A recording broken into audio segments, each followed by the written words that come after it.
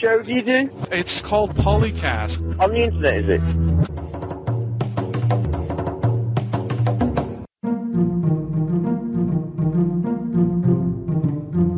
Welcome to a special episode of PolyCast, the official podcast of Apolyton Civilization Site, celebrating and anticipating the second Civilization 4 expansion pack, Beyond the Sword.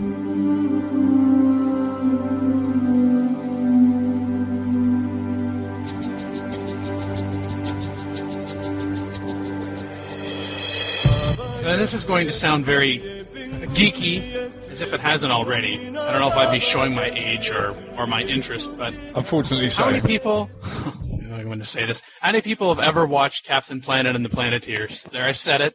I've seen it. Woohoo! Whiskey Tango Foxtrot, copy. I am your powers combined. That's the one.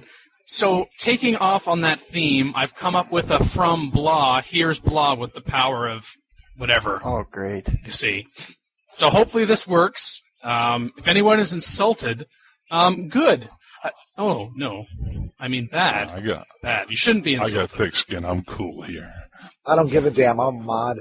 That's what I'm talking about. I'm in management. You can't insult me. I'm senior management. I can never be insulted.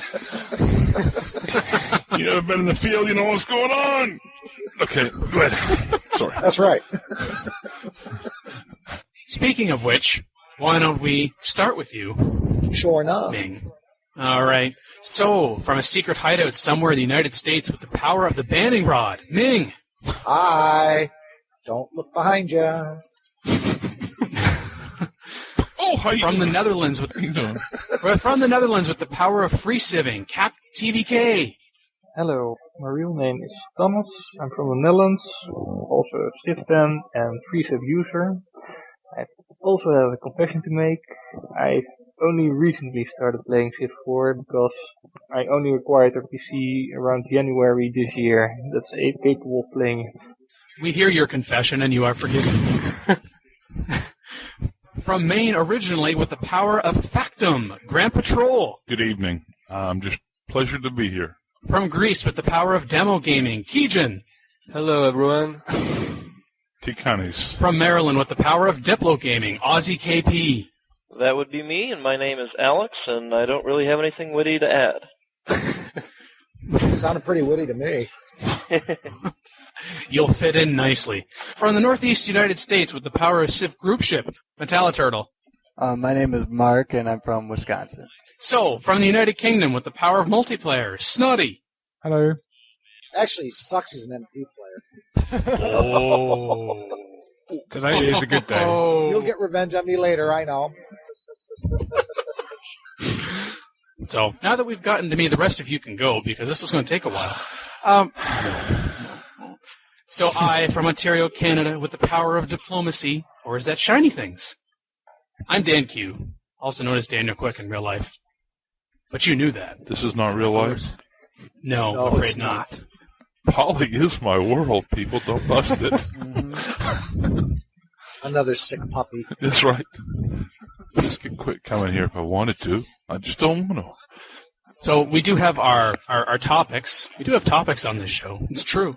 We're going to be talking about big-time Civilization 4 expansion Beyond the Sword announced. Amen. Yay! Yay! Hoorah!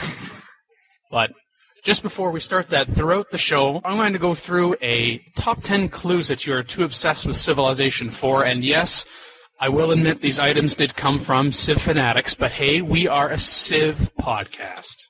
We are. So I'll say number 10 now, and then we'll go on to our topic, and then whenever I feel like I haven't said anything for a while, I'll mention one of these other ones. Number 10 on my list. You nickname your friends after Civ producers so you can remember them. That's from Colonel over at Civ Fanatics. I can see why that's 10. Oh!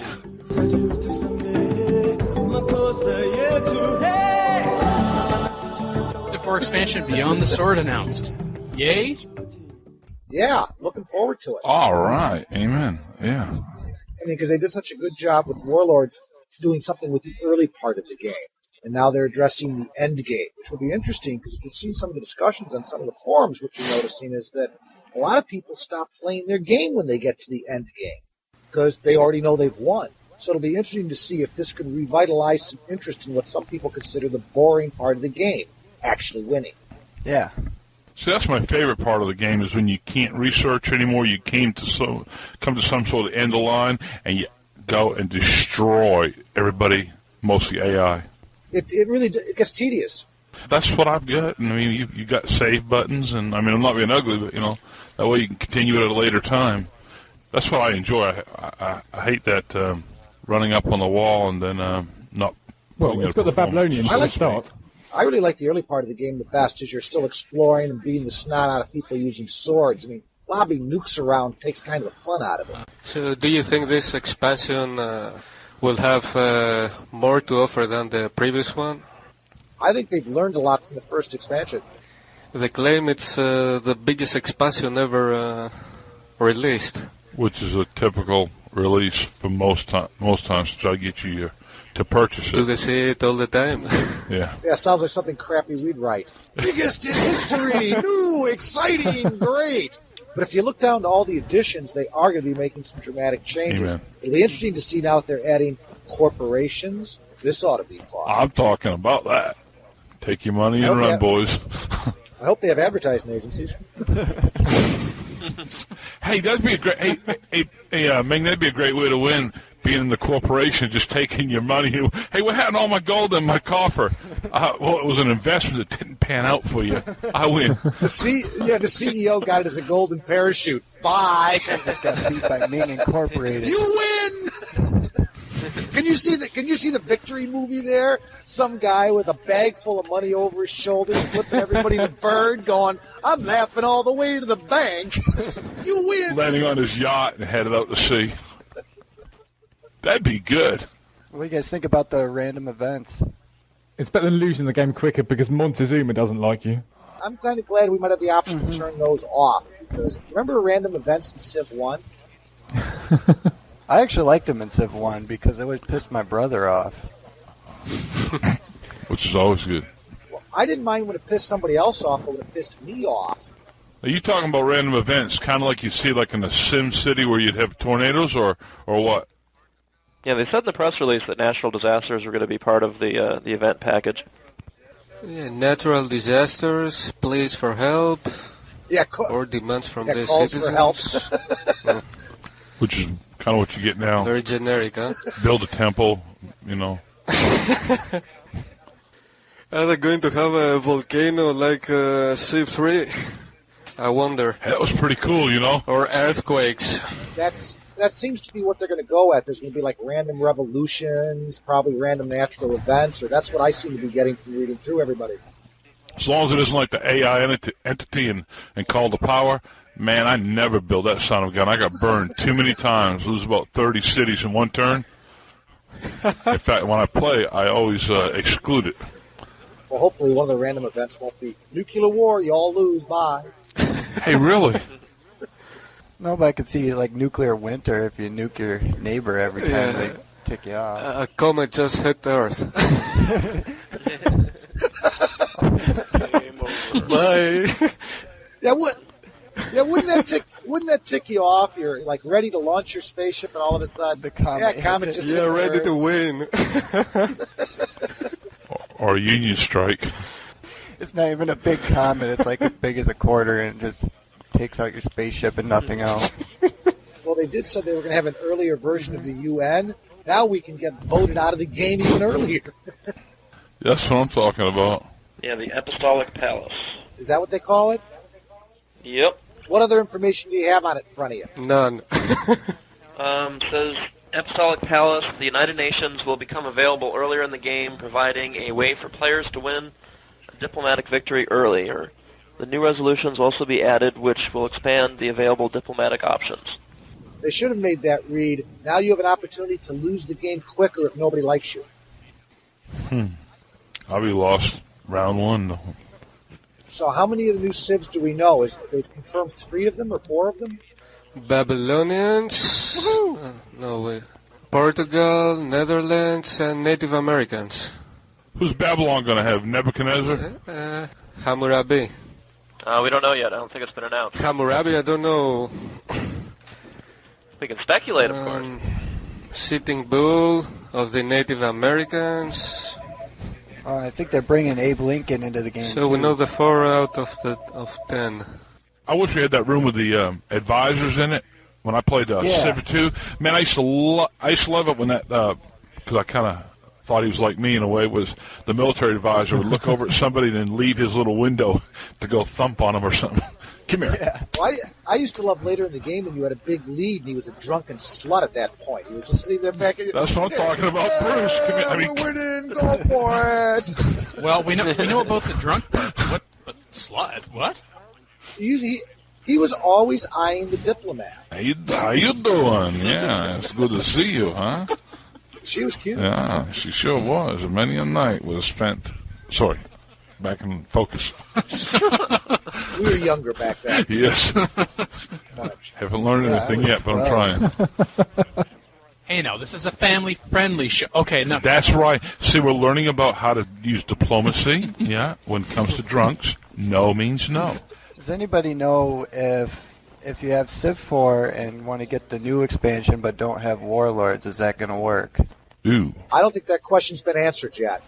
If they do what they've done in the past, usually the latest expansion mode includes all the other expansion packs. So I would assume that Warlords would be integrated into the new package, but don't quote me on that. That's how they should do it. And if history is a track record, that's what they'll do.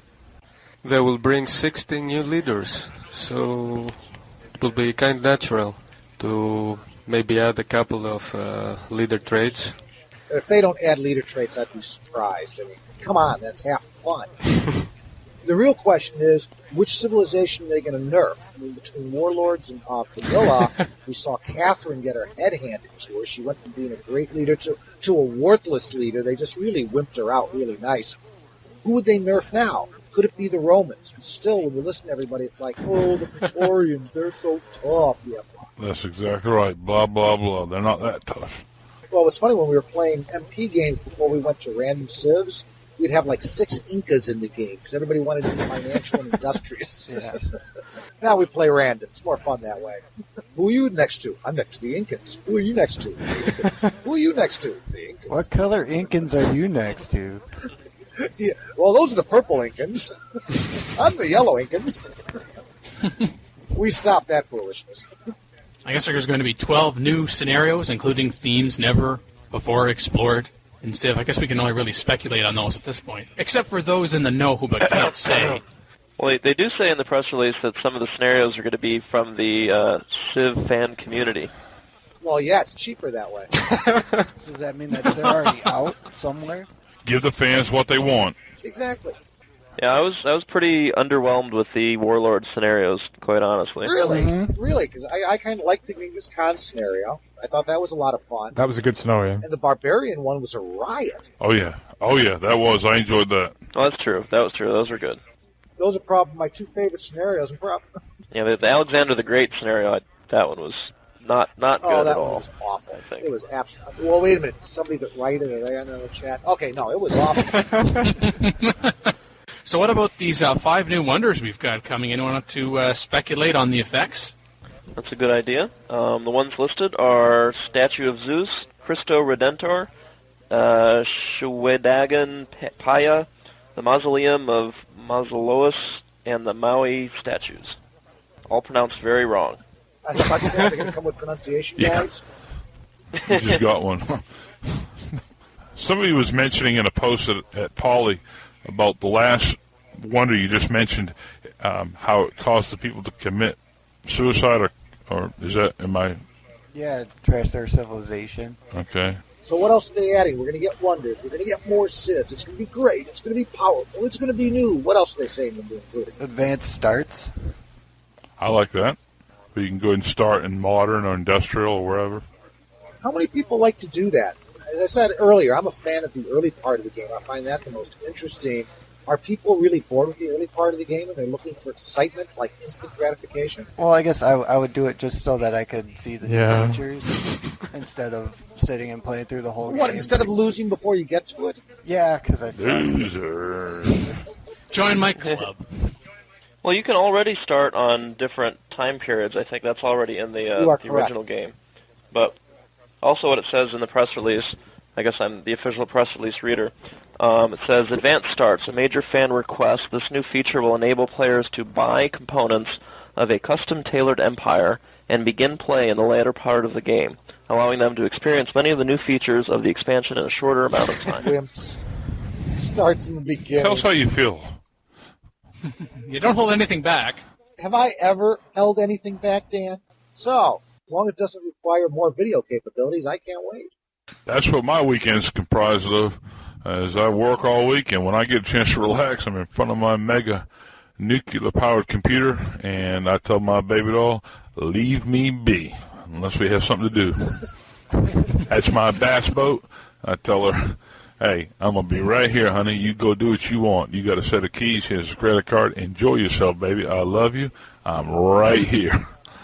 Yeah, my daughter's cute. She goes, leave Daddy alone. He's blowing up the world.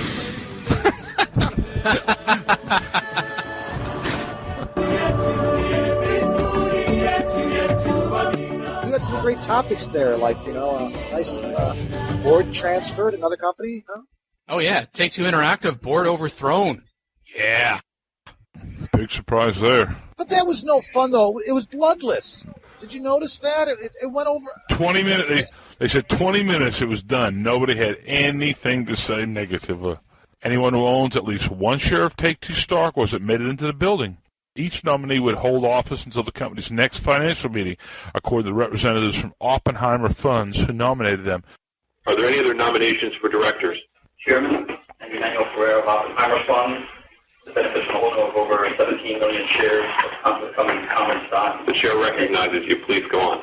I hereby nominate for election the board of directors the following slate: Charles Dorman, Benjamin Fetter, John F. Levy, John J. Moses, Michael J. Sharesky, and Strauss Zelnick, each of whom would, if elected, hold office for a term expiring at the company's next annual meeting, and I hereby move for a vote on the election.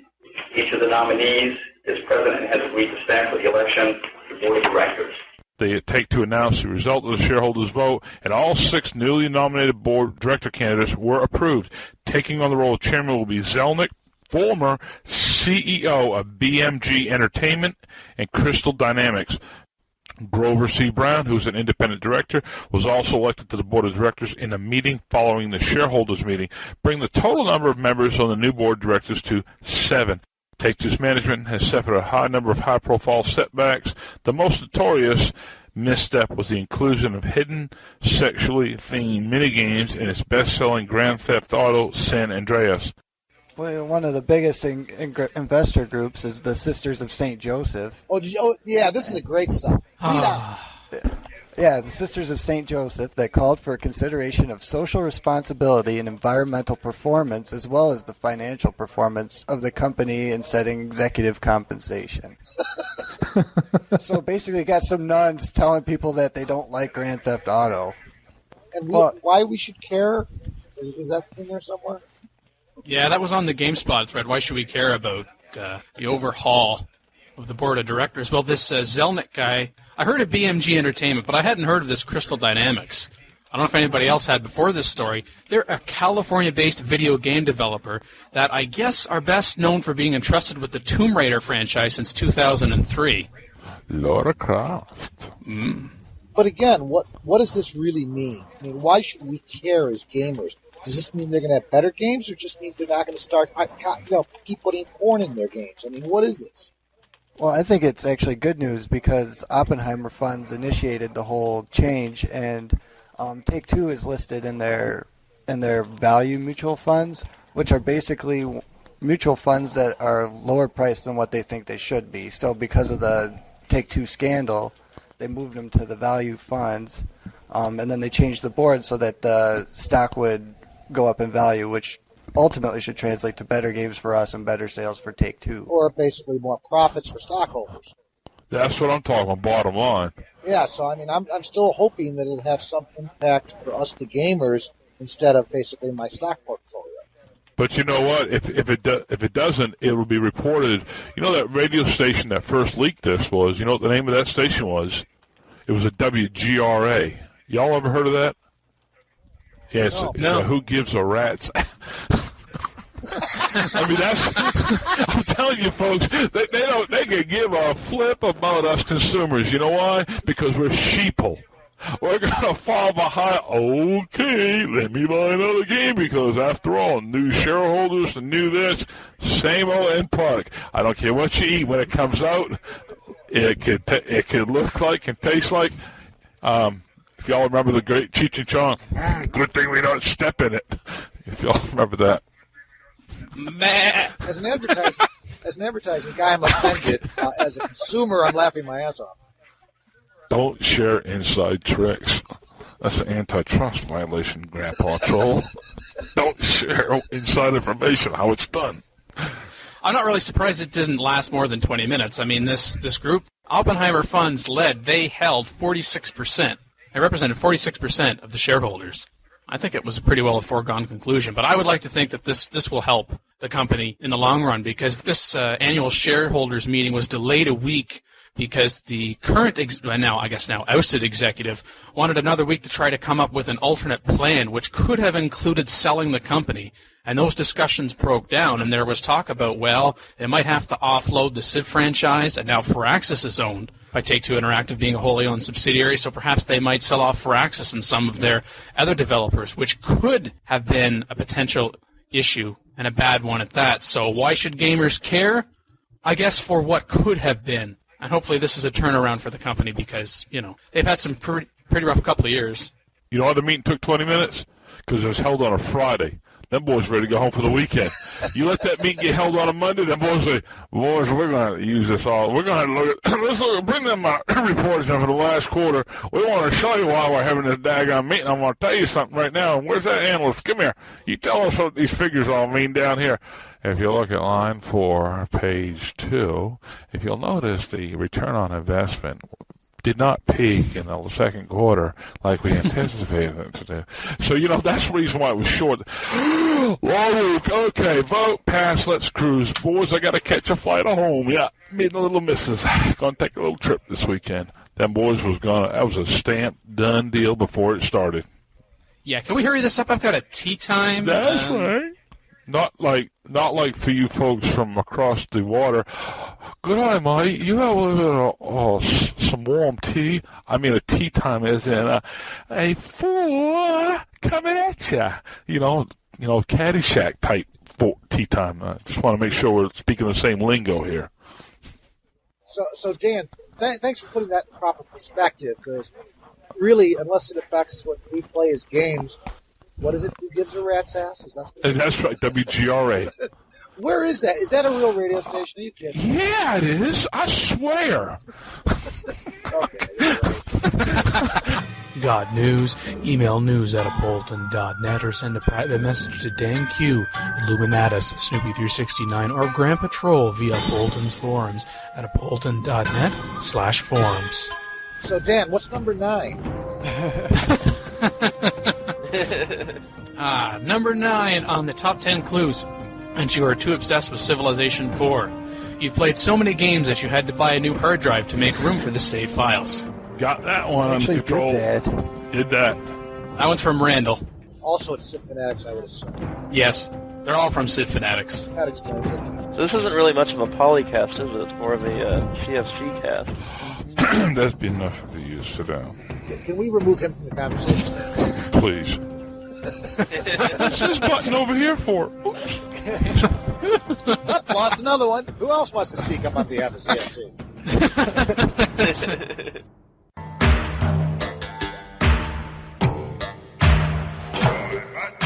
Welcome to the ModCast, where we talk about hot issues in the forums.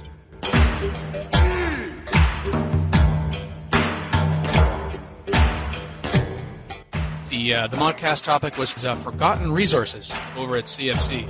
And that was the most forgotten thread. I tried reading through that one. I really did. What a bunch of losers in that thread. Well, they were all mods. Send all hate mail to... Well, wait a minute. It's just like they were starting to debate the value of bananas. Now, at least they were frogs. Oh, please. I don't want to hear about frogs. Me neither. Well, blasting the banana, that was blasphemy. That's true. Right. That's true, but it's like, okay, should we have had rubber or not? Oh joy, But I think they included that under the oil. That's right. Since it is a petroleum product. What the hell are they talking about? They can only have so many resources in the game. I'm sure we could probably have fun if we came up with another thread about the really forgotten resources. The human mind. I think one interesting thing that did come up there, though, was the idea of a resource that would affect one thing positively and another thing negatively, like tobacco increasing happiness but decreasing health. Increasing happiness? Increasing happiness is a luxury but decreasing health. Okay, so there's an interesting concept. You are correct. It would have to decrease happiness if you lost it, of course. I had forgotten there was some intelligent discussion. Yeah, when you say increased happiness... Yeah, that's true, that's right, yeah. It'd be great, instead of going in and bombing their oil resources, you go in and bomb their tobacco resources and cities revolt. I'll be history in Carolina. Oh, we need to have the booze resource then, too. Alcohol, I think that's what that thread actually turned into, was which kind of beer would your Civ have? That's right. I'm glad I didn't read through the entire thread. Did anybody else see any good, nuggets in there? No, that was pretty much it. Go bananas, yes. Potassium. When they start discussing the advantages of potassium in the system, it's time to stop reading the thread, I'll tell you. Yeah. What's CFC have to say? Also, you said we were going over what they had for the top 10 list of reasons that you're a Civ fanatic or something. Yeah, what's number 8? Give us number 8, Dan. Oh, that's a cue for number 8? All right. Number 8. You often use the pickup line, I change my civic options for you. Yeah, they don't work on my wife, okay? Only if I went to a dictatorship would she agree to that. You know that line doesn't work at all. I think there's Maybe you're just going to the wrong place, that's There's all. actually like 6 women on the face of the planet who would actually understand that. Oh, come on. There'd be at least 10 or 12 if you look at our membership.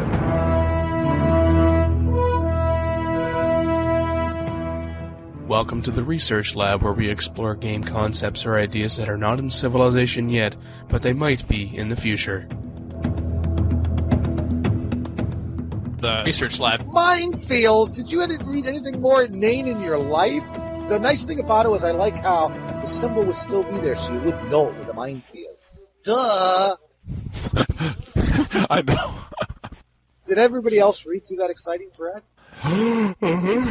Yeah. So how about a simple hand vote? Who would like to see a concept like minefields implemented in the game? Ming, this is not a visual medium, I just thought I'd let you know. That's the point. You could say yes or no into your microphone if you wanted to. And that would be technically a hand vote. What a rough crowd. Hand vote. Okay, next. Would anybody like to vocalize their opinion on minefields?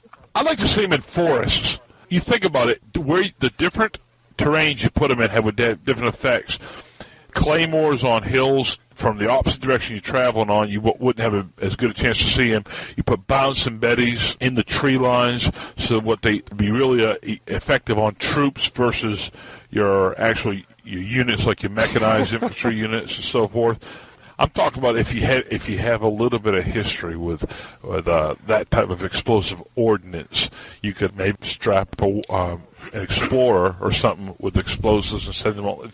And that's a possibility, folks. Well, what did people generally think of the idea? Are you guys in favor of having minefields? I would like to see them. Well, no fortifications as it is, right? Fortifications are right. They've made them so worthless without zone of control, unless you have a choke point. Who That's cares? right. Yeah, and we actually talked about forts in just a previous PolyCast episode, and we too came to the conclusion that they were worthless. Just bypass them if they're sitting in the middle of nowhere. Just, how you doing? Keep on going. Oh, that's a nice fort I'm walking past. But you can't tell where a minefield is. Well, with minefields, one of the posters in the thread over at CFC suggested a maintenance cost, but that's a pretty slippery slope. If this improvement's going to have a maintenance cost, what about the others? And how about this? How about you have unhappiness associated with multiple occurring mines? In other words, if a mine goes off on one of your sets of troops and then another one word gets around that there's minefield in there, your troops are maybe not as committed to taking that town that they're headed to, or they're going to slow down their movements because they're going to be more cautious instead of just marching on up there and, like Mr. Ming says, using the cannons to lob rounds at it and try to take the game out. If the minefield did what they do in real life, which is what we're trying to emulate here, then they would cause psychological effect, and then you have to build improvements for that. Just a small input on it. Well, I kind of like one of the posters that suggested there would be a happiness hit in the city if you built minefields within the big fat cross. Well, yeah, it opens up a random event, and you wind up... Hey, they're going up to the fields to work today. Oh, they're not coming back. You wind up blowing up your citizens instead of the enemy troops, and it is a random event. That's what I'm talking about. Can you go get some apples? Yeah. Anybody else want to complain about conditions around here? Yeah, do that a couple of times, and you'll come off as quail at the end of the game. Another poster, Grav, doesn't believe that such an improvement should inflict damage, but rather he thinks if there's an improvement like a minefield, it will immediately end a unit's turn when it's entered and give a negative defensive value for that terrain. You know, giving an invaded country time to counterattack on the units unlucky enough to be stuck in the fields for one turn. But personally, I think we should just stick with the inflicting damage part. Yeah, a mine blows things up. I think minefield should be more fun in shooter type of games. They were in 007, GoldenEye. You know, running, shooting, blowing things that's a reason to around. But for Civ... A little frag fest. I'm not sure about Civ. Minefields.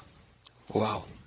I think you had the suggestion, Bruce, about the unhappiness? Yes, I haven't... In other words, if you're the attacking force, and I'm the defending force, and I have minefields set up, depending on what type of minefields they allow you to do, hopefully multiple different types because they have different effects on them. Claymores, actually, the whole deal behind claymores is to divide the troops, not just to disable them. It's a half round or kind of a quarter round object, ball bearings, steel ball bearings, and of course you can put shrapnel, anything you want in it, and what that does is it separates a column, and then you bounce some betties come up, and they actually shoot up about 3 feet off the ground, or you could probably go up 4 foot off the ground perhaps, and then they just pause for a second, and then just blow up. So basically what you're doing is you're taking off from the upper chest to the head area is where it's being afflicted. So if you have different types of mines and you come into a field, then if it happens once or twice or 3 times in a row to your troops, then the other people attacking, you got to stop and think about this.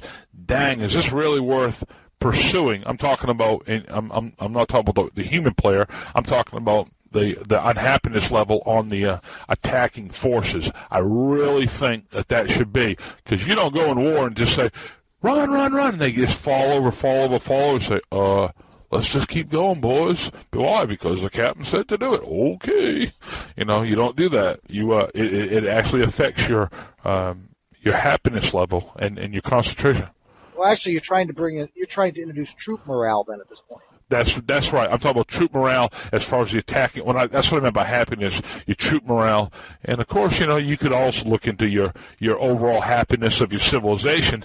Hey, man, we got 100,000 troops fixing to overrun. What do you mean we got 60,000? What happened to the other 40,000? Got mined. Ooh. That sounds like the American population. That's what I'm talking about. Hey, I'm serious now. They can't beat us on a what would you call it a one-on-one knockdown drag-out. This is a total different concept on war. I think about Black Hawk Down. That was a terrible situation our troops had never been put into. We thought we had them outnumbered, and we got our tukas waxed. Yeah, improvised explosive devices, the roadside bombs, are different to mines. How do you simulate that? How would you simulate it? You could have, like I say, you could have one type of a mine that you would be only, say, used against troops. One type of mine could be used against vehicles. One type of you could also have the mine would have different effects. If it was in forest, in other words, you got your forest, you could actually attach these to the trees so that they're angled down to the troops.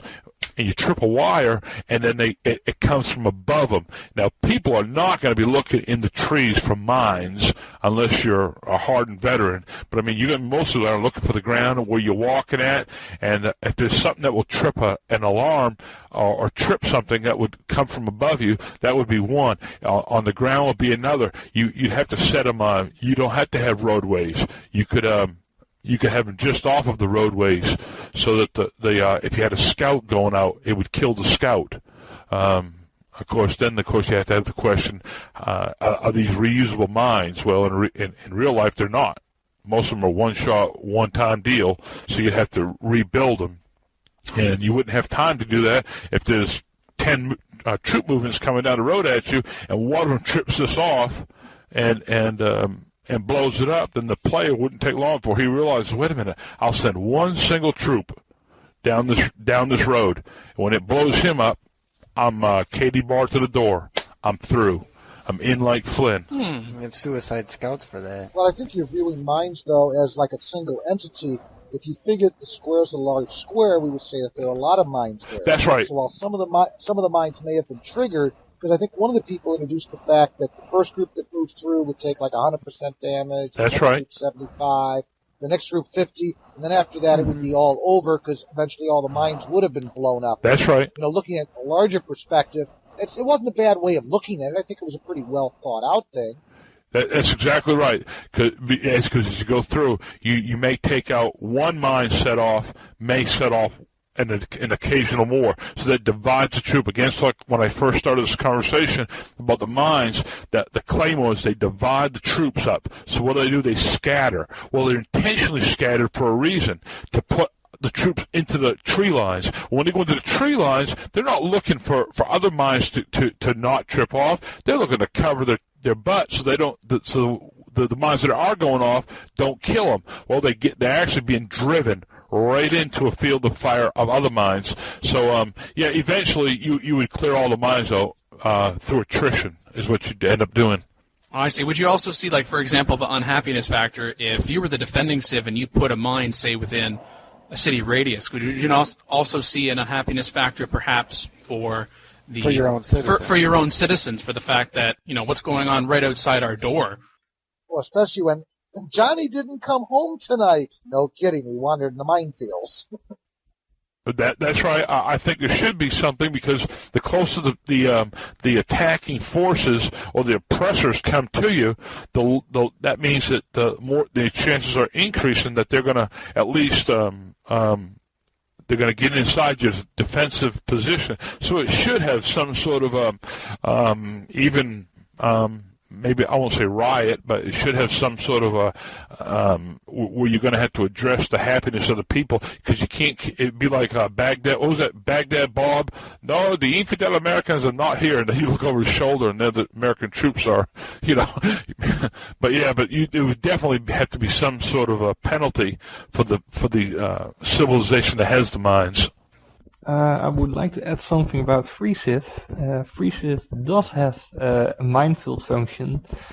Well, to be true, it's rarely used, but we do have a function where you can change a terrain into a sort of a minefield, and the minefield function in the same way as a terrain that crosses the ocean. There's also a chance that it sinks, and that's the same thing that happens when a unit enters that minefield. How did you build it into the game? What was your vision of minefields when you put FreeCiv together?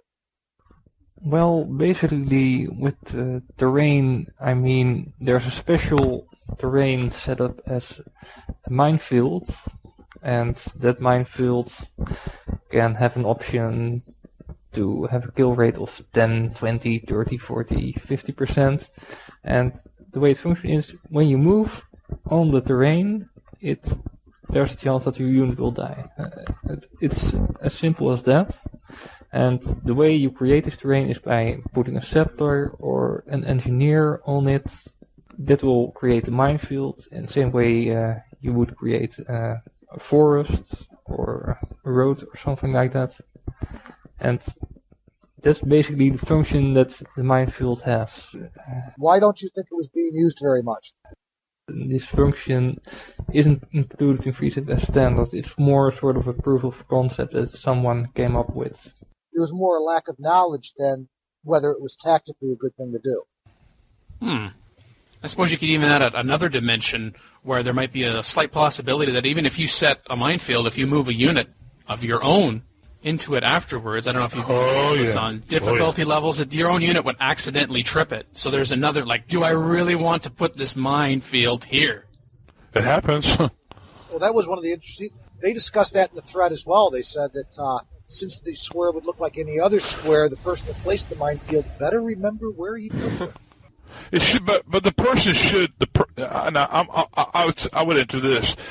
The civilization that set the mines should have some sort of advantage. It's kind of like when you have a subversive unit that can see other subversive units. Okay. Advantage, but you're the one who put that minefield there in the first place. You should know where it is hidden. You're assuming competency. Right. That's why I said it shouldn't be everybody, but you should have some sort of advantage, not 100% free walk. Because you're right. I agree. Competency. Well, if you're a smart player, you'll just mark the tile right when you lay the mines down. Yeah, everybody forgets that you can mark squares. Yeah. So what else is on your list there, Dan? Number 7.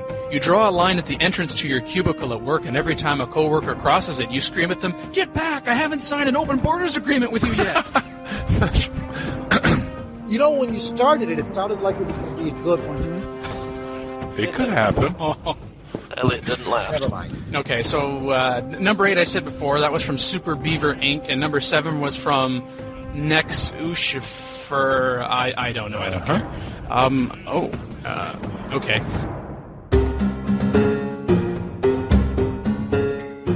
Welcome to the Senate. In this section, we talk about game strategy. So what do you want to discuss next, Dan? What's next on the hit list? All right, next on the hit list, we go over to our Senate section. Right.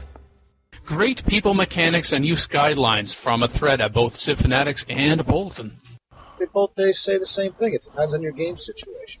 There is no set way you should be using your great people. You have to use them based on what your situation is. That's right. Well, 8 times out of 10, build them into the city. I never used the great people for Golden Ages. Never. 8 times out of 10, you want a great super specialist. It's going to give you the most benefit for the longest period of time. Oh, I have never used one for a Golden Age unless it was accidental. Accidental? Syndrome. Well, sometimes you hit the wrong button. Oh, see? Oh, come on. That's why you save your game. That's why you save your game every turn, so if that happens, and you just reload and you didn't make that mistake. Now, come on. Reload?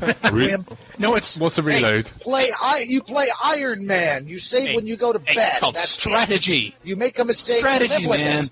Live with it. Yeah, strategy. Reset. That's really good strategy. I bet you play a deity too and you claim you win. You can reload turns? That's what whips. Whips.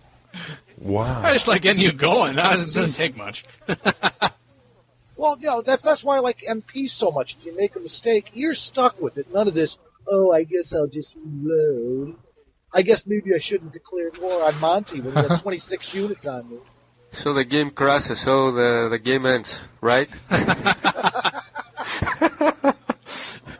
Well, I think a lot of people agree that it's best to settle them, especially how you settle them. How many people use them to get that, wonderful holy city? There's a good use for one, if it's a good spread religion. And that'll get you more benefit than if you just place the great person in the city. I've never used a great person to discover a technology, either. Some people suggest you should use it to light bulb key if you're going to do some slings, like the philosophy sling. But I'm with you, Dan. Usually, by the science that pops up, it's like, great, 5 turns. I'd rather place them in my city. Well, if it's late in the game, it's better to use the light bulb than it is to settle them because you're not going to get as much use out of them otherwise. Correct. Law of diminishing returns at that point. Exactly. Just like placing a merchant. It's like, you can get a lot of gold over time, but if you can get that 4,000 instant hits, how many years are you going to be able to take advantage of that great merchant within a city? Wait, you mean great artist? No, the great merchants. Great artists I use because I love culture bombs, especially in MP where you move it right up next to the guy's border and steal access to key strategic resources. Great artists are some of the most powerful of the great people. Oh, I just heard you say 4,000, and I immediately went to the 4,000. Oh, you were thinking 4,000. Yeah. Wonderful culture. I was talking about if you get a 4,000 trade route. Oh, I'm with you. Just about the time you want to upgrade all your cavalry to gunships. Oh, well, actually, I think with great merchants, it's almost a 50-50 for me if I'm going to either establish a trade mission or actually use that for the +1 food. I mean, if I've got any stagnant growing cities or especially ones that are starving, I mean, the merchant to use for that is just invaluable. No other great person's going to give you that. Yeah, but the gold is good too. Don't you think? Oh, yeah. Especially if you're short. Oh, yeah. I mean, that especially if you... Gold is always good. Oh, yeah. If you got a deficit, or perhaps you I should really be upgrading my units because I'm in trouble. Oh, yeah. But as we said before, it all depends on the circumstances. Well, I'll tell you, the great profits are really great in that early part of the game when you're starting to expand, and that +3 or 4 gold per turn in that city is big. Allows you to build another city sometimes. So what do people think is the most powerful of the great people? Is it the engineers so you can build an instant wonder? Engineer. I like the engineer. Yeah, definitely the engineer. Nah, I have to go with the great artist. The great scientist for the academy in your science city. All good answers, which shows how well designed the great person's concept really was. Each of them does serve their purposes. Which is the wimpiest of the great people? I'd have to go with Prophet. Yeah, especially in the late game. Oh, in the late game, yeah, prophets are worthless. They're worthless. Again, I think they're making a social statement that religion stinks in the mind. Hey, read the Bible. Send all hate mail. Read the Bible. Religion stuck in the old ages, going to some people too. I mean, I'm just sharing. They've had problems with religion all throughout eternity. So, but you're right. I think that hate mail can now go to somebody else. But seriously, I think it is. That does make a statement. It's like the televangelists that called the power. They had a slick looking dude. Man, I tell you. I love that. Yeah, man. I was like, way to go. Thank you, Jimmy Swaggart. They were making a social statement there, I think. That's exactly right. Yeah. Thanks. Number 6. Someone asks you the name of the current Egyptian leader, and you say Hatshepsut. That's good. I like that. That's good. I'm glad you approve. Number... Who wrote it? That comes... Give him some credit, Dan. Come on. Look at the cue cards. It's from Tal Esk Angaru. G'day, mate. What'd you say? I didn't make that up, I swear. Tala Esk Kangaroo. So what's next? Monasteries. Build or no? The key question, do you need monasteries? Yes. And actually, if you look through all the replies, everybody was pretty sane about it. I mean, there was such insightful comments. Indeed, and as a matter of fact, I'm going to interrupt you right there because guess who just came online, gentlemen? Who? Who? Tell us, Dan. Makahluha. Makahluha. How you doing there? Who prefers to go by Mackie. I'll just tell everyone that before she gets here. Mackie! Hello? Hello. Hello, Mackie. Hello. There wasn't really much intelligent discussion in the thread because what it came down to is, gee, if I need science, I build monasteries. If I need to spread a religion, I do too. If I don't, I don't. Very good. Case closed. I mean, come on. And this went on for how many posts? And everybody. It's yet more micromanagement. QFT. Yeah, QFT. +1. +1. Oh, yeah, there we go. In stereo. But not the post count. The problem with monasteries is you need multiple religions, which means other people can spy on the cities, which isn't worth 10% science, quite frankly. Well, you know what they do at MP, don't you? We leave all of our troops outside the city. So they see one archer in it, and they go, good, I'm going to go get it. Then they show up, and there's 22 cavalry there. In a monastery? Note to self: trick remember for the Saturday. Well, if you can, that's with the holy city. So he's talking about the spread of religion as an overall theme of the discussion here, since monasteries aren't what we're talking about. And he raises a valid point. In MP, some people don't want religions to spread because people can see it in their cities. Other people say, great, let them look into my cities because they're not going to see what's outside the city. And it really leads for a lot of fun situations. So you're having cavalry outside the city is what you're saying? Yeah, you leave a few crappy units in the city, and your neighbor who has the holy city can see into that city, and he's thinking, oh joy, an easy city to take. What he doesn't see is the massive stack of death you have right behind the city. So what religion again is the cavalry? The sect of the split hoof?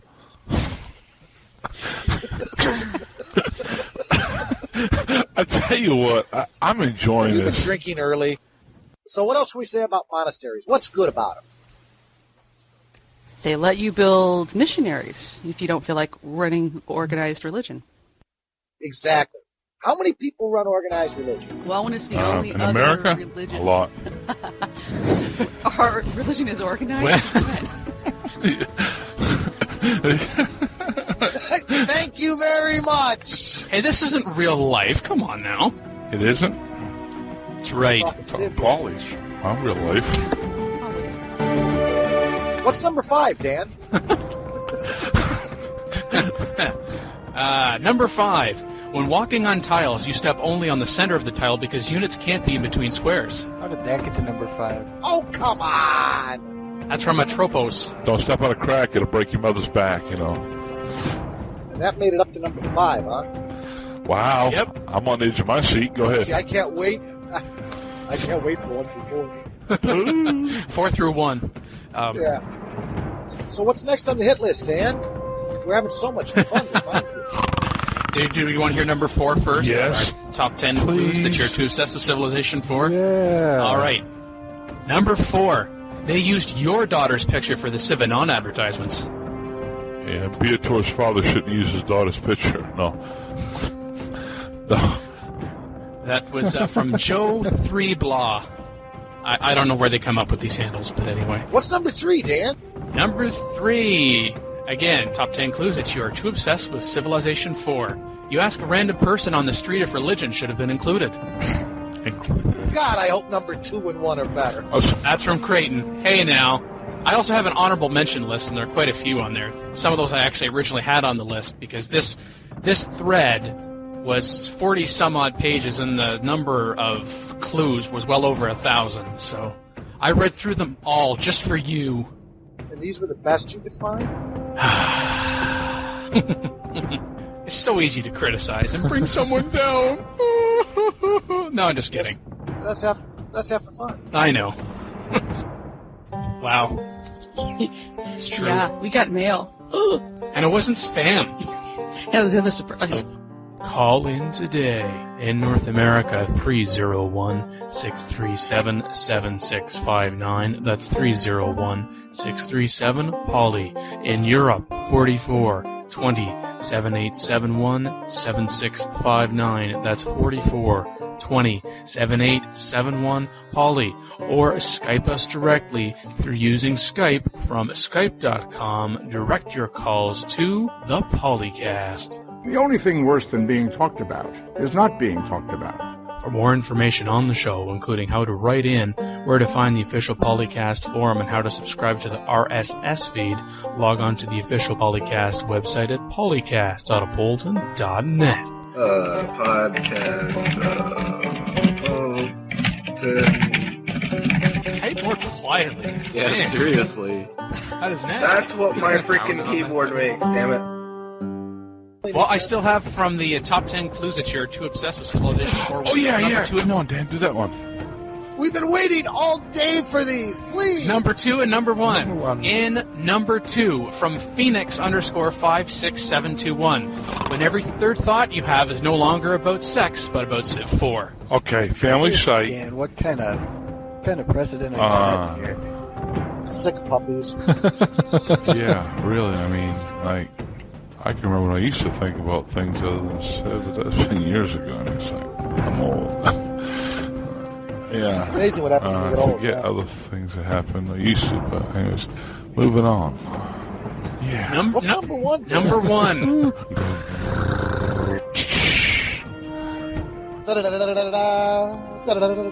That was amazing.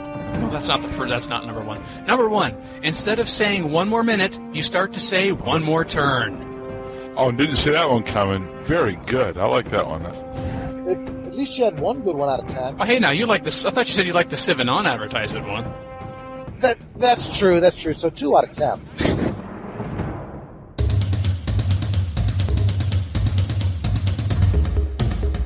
So Dan, do you have some snappy way that you end these, or do you just like end it? We're just getting warmed up, folks.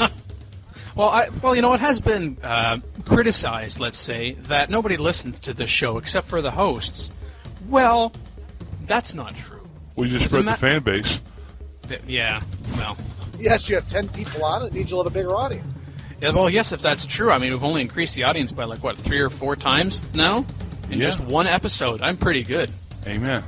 Oh, I can see the PR release now. Listenership increases by 300%.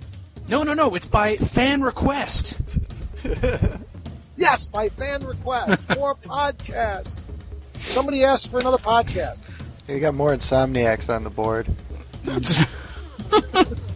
When you're awake at 2 a.m., we have something for you. It's better than no-dos. And just in case anyone is wondering, yes, this episode will have a witty title just like all the other ones do. I hope you're going to put more effort into it. You know what? I already have a working title, which probably means that's what I'll end up using. Are you going to frighten us now, or are you going to save it for surprises later? I was going to frighten you now, actually, if it's all right with you. Yeah, I want to hear this.